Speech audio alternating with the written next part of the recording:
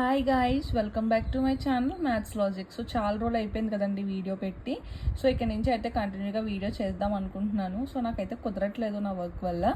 So ఇప్పుడైతే last వీడియోకి continuation అనమాట. సో లాస్ట్ టైం డెరివేటివ్స్లో మనం ఫార్ములాస్ ఒక వీడియో సమ్స్ చేసాం కదా. సో ఇది నెక్స్ట్ మోడల్ అనమాట. సో ఇక్కడ మనల్ని derivative of cos x by 1 plus sine ఎక్స్కి డెరివేటివ్ కట్టమంటున్నారు. సో ఫస్ట్ ఇచ్చిన ఫంక్షన్ని మనం వై అనుకోవాలి. వై అనుకున్న తర్వాత మనం డిఫరెన్సియేషన్ విత్ ఎక్స్ చేయాలి. సో డిఫరెన్సియేషన్ విత్ ఎక్స్ అంటే డి బై డిఎక్స్ యాడ్ చేయాలి రెండు పక్కల. సో మనకు మామూలుగా u by v, derivative of u by v formulas తెలిసి ఏంటంటే v into derivative of u and minus u into derivative of v by V square.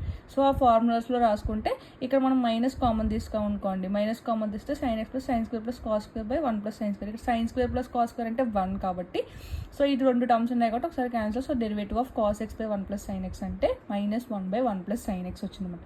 సరే అండి, వీడియో అయితే లైక్ చేయండి. బాయ్.